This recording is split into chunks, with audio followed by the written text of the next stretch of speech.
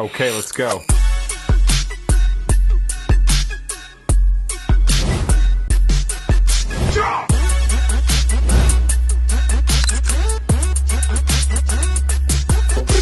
According to research, 70% of the married couples in relationships are bound to break up within a year, and approximately 40 to 50% of first marriages end in divorce.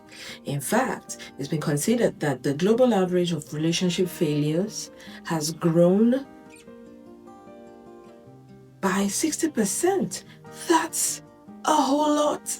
That's too much as far as I'm concerned. So this begs the question, what's the deal? Why does it seem like love is so paperweight, feather light, and almost not enough to sustain a healthy relationship? What's the deal with toxic love? Do we even know what love really means? Have you actually thought about it? What's love to you? What is love to you? Is love enough? These are things we'll be talking about today. Please sit tight and enjoy the ride with me. Hi there. Welcome to TRZ with Tomi Stone, where we speak truth to life on faith, relationships, and lifestyle. Please enjoy the ride and don't go away. Thank you.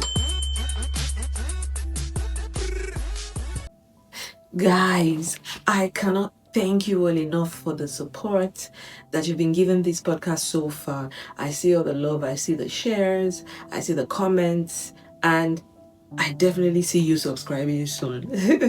I just want to say thank you so much. I sincerely appreciate you all.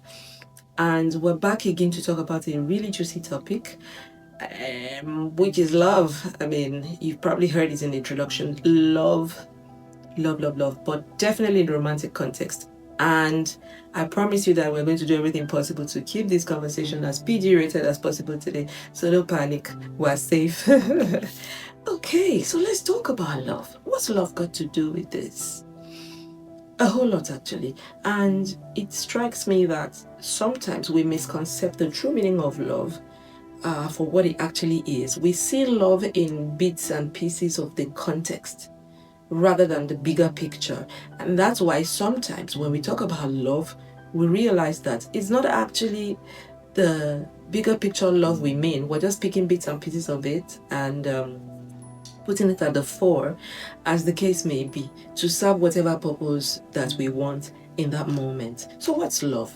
Love is a very powerful human emotion that is characterized by strong feelings of affection, care, trust, a deep attachment or attraction for someone, and genuine concern for another person's well-being. But then, remember that love can also be expressed in different forms. And for the purpose of today's topic, I'd like us to talk about some forms of love, or should I say types of love.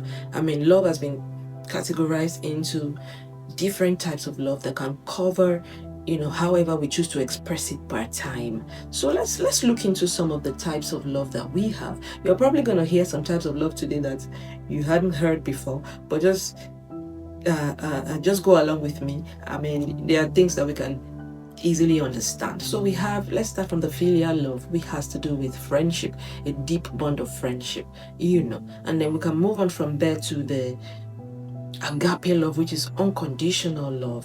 This love doesn't have to have any reason. It doesn't come with condition. We move on from there to the eros love. The eros love is characterized by passion, and we can typically just call it the romantic love, right? It's characterized by passion and intimacy. Now we can move on from there to the lotus love. This lotus love is the flirty kind of love, playful, the kind of love that you express when you're about to start a relationship. That kind of love. Yeah, so that's a lotus. And then we have the philautia kind of love. Philautia love speaks to self-love. So it's a healthy dose of self-love that we can consider as philautia love. When it starts to go overboard, then it's bothering around the narcissistic traits, when you're just seeing yourself as all that, better than the best and things like that. So that's the philautia love for you, is self-love basically. And then we have the sturge love. The sturge love is the familial love, the family kind of love that maybe like a parent expresses to a child and stuff like that. Yeah. And then we can move from there to the pragma love. This kind of love is enduring and long lasting. That this kind of love that you build over time.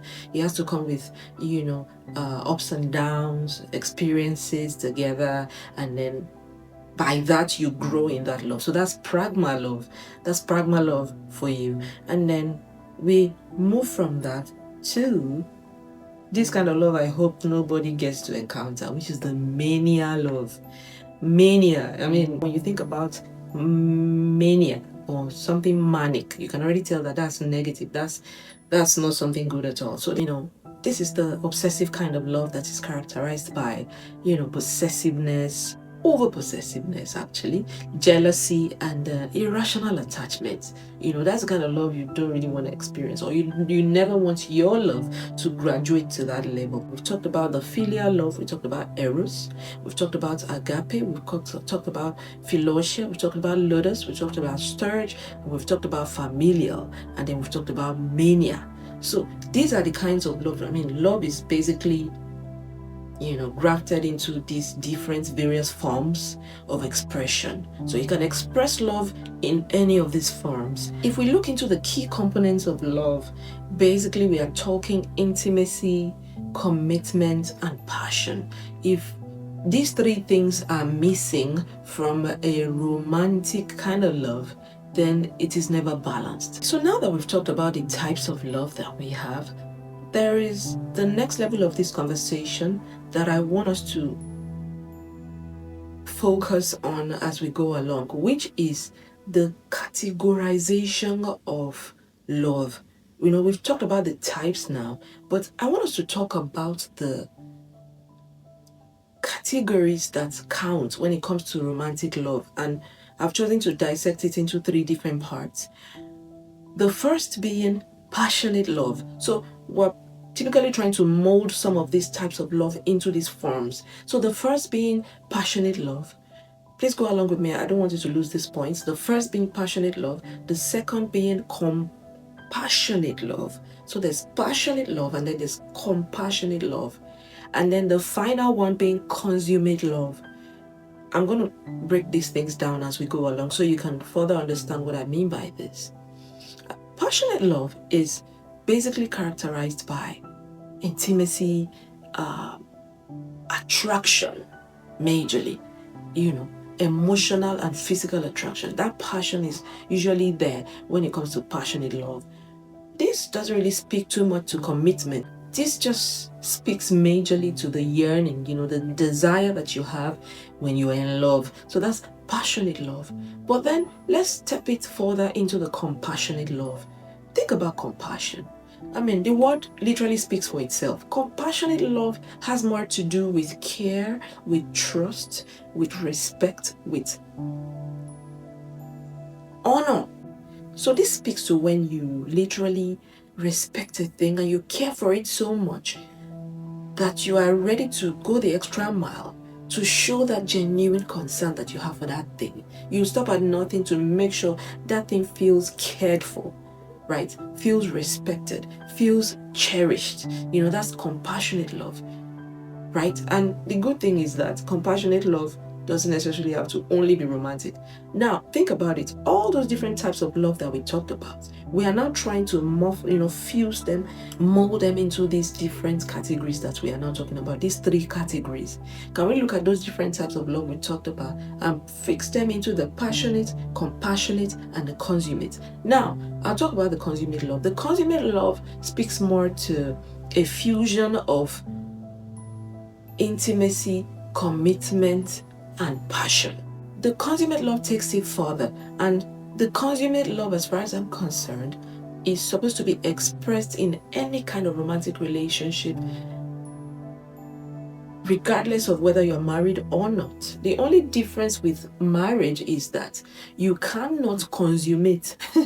This sounds really weird, but just stick with me. I'm going to try and explain myself. Don't worry. What do we mean consummate? Like you cannot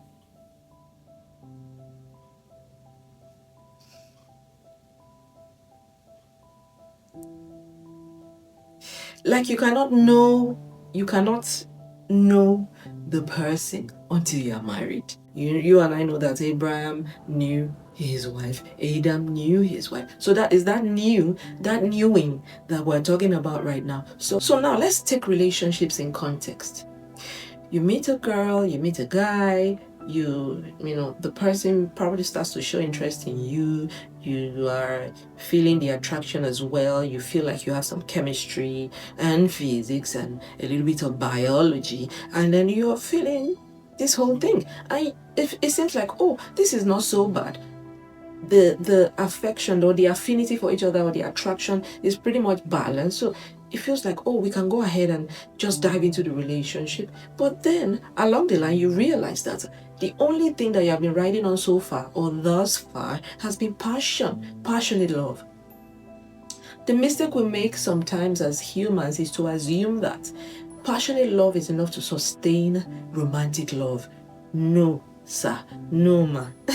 I'm glad to tell you today that a healthy dose of romantic love is the kind of love that has a balance of all three of the categories of love we've talked about, right?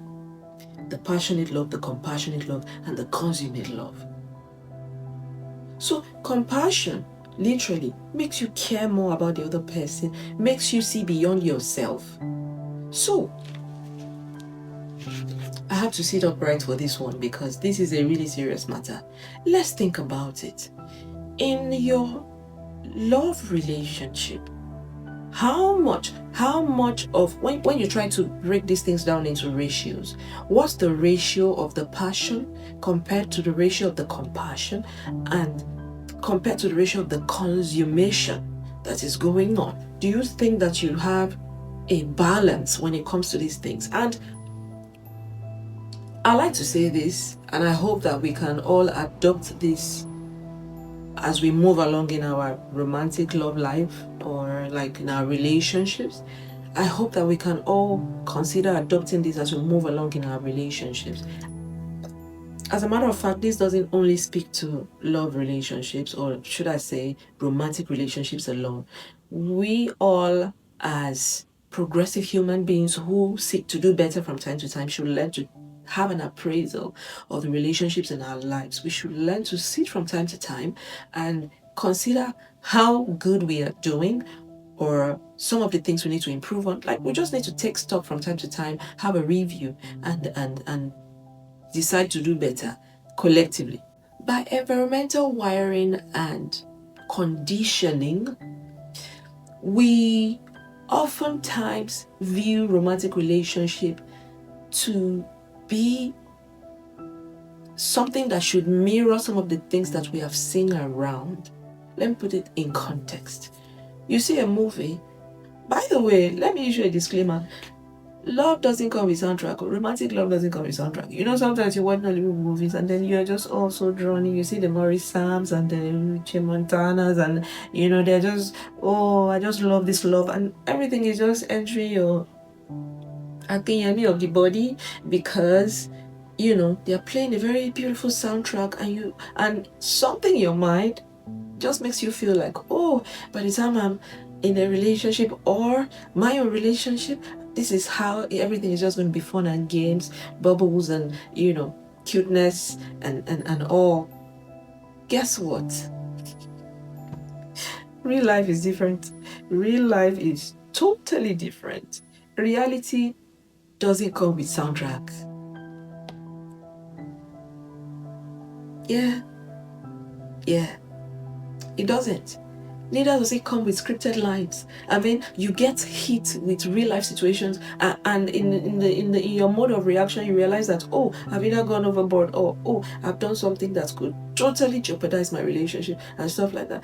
These are the real issues we're talking about. So we've been conditioned to just assume that, oh, love is just gonna be bubbles and cream.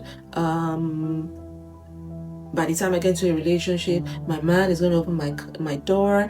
I mean, trust me, all these things are nice. Every man, I'm a firm believer of the fact that every man should be gentlemanly, should be as gentlemanly as they can be. And then, you know, you think about it, oh, I'm just going to have a man that would suddenly come and do all the sweet things. We are going to go for dinner from time to time. We're going to do this and that, which all these things are great, by the way. But listen, in real life, for all these things to happen, it comes with effort. It comes with decidedness. Like, you have to be deliberate about these things. You have to make moves. You have to literally sit down and plan and decide that this is how this romantic love or this relationship is gonna go. By the way, love is an action word. Yeah, maybe a noun, but it's actually an action word. It's something that needs to be cultivated. It's something that needs to be watered. It needs to be worked on for it to bloom.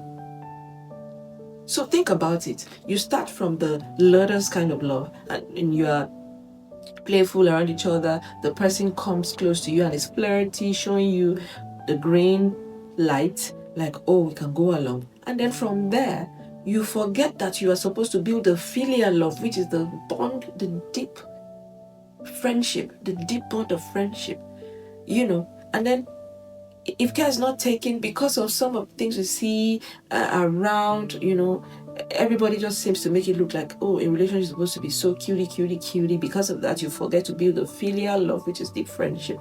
And then you forget to move to the agape, which is unconditional. By the way, I usually come across this thing where people would often say, oh, I don't think we can be in a relationship because, we're best friends. And I'm asking myself, who better to be in a relationship with if not your best friend? Yeah, I know that sometimes you have this dynamic, probably the dynamics of a relationship as besties is such that, oh, you have seen each other finish. You know the way we like to say it, like your vulnerability level with each other is, over the top. And because of that, you just feel like, no, I don't think the love thing can work.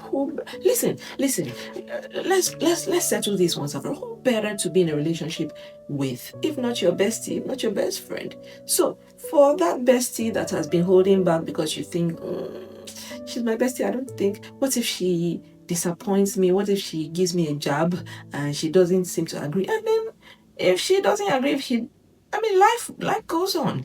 Life goes on. You move on. And then trust God for someone else who would agree. It's that simple. But then I think we should break that myth that you shouldn't be with your best friend because, you both know each other so well, and then the sea finish is top notch, Pro Max level. Hey, please go ahead and be with your best friend if the Lord is leading you to do that.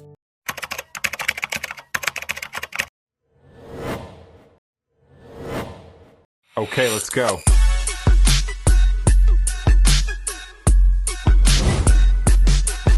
Drop!